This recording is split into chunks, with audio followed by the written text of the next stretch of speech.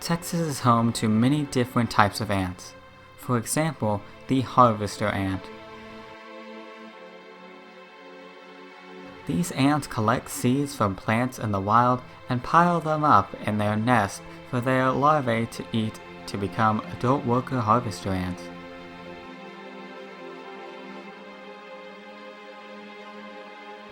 By collecting seeds, they end up being important seed dispersers in the wild, and they help new plants grow in new places by bringing the seeds from the plant to their nest.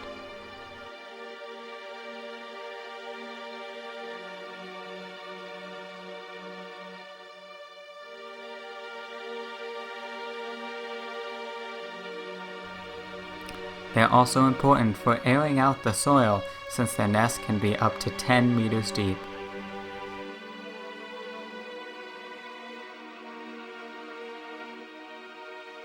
The life cycle of the harvester ant is like any other ant.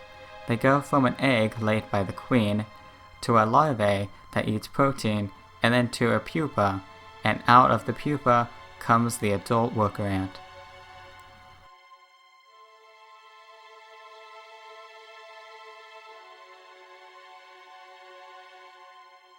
This new harvester ant worker is brownish in color compared to the others.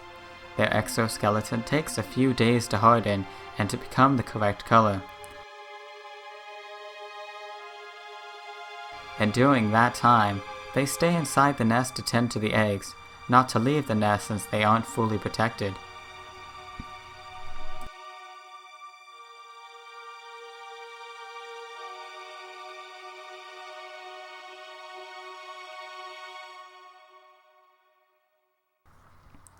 Another ant that is native to Texas are the acrobat ants.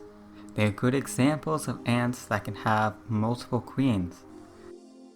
This colony has 4 queens.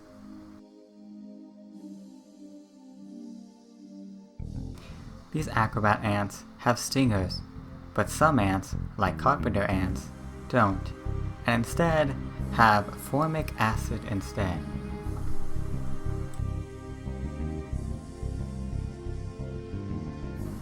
These carpenter ants have formic acid.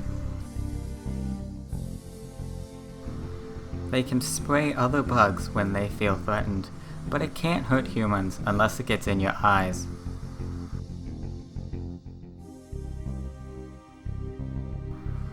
They're also polymorphic, which means they have castes.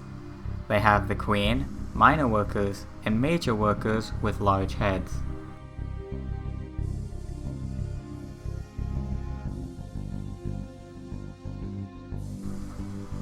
These ants have pheromones, which are chemical signals that other ants can smell with their antennae. This will inform the other ants about certain things. In this case, it's food.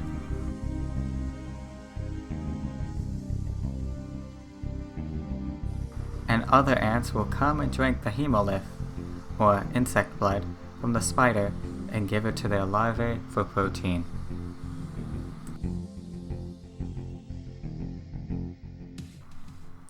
The larvae will eventually turn into more worker ants, and it will continue the cycle, ever growing the colony more and more.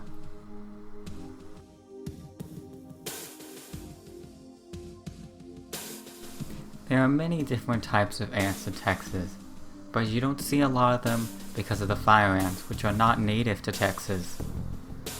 Because of this, many of the other ants' population have decreased. Some have even gone extinct.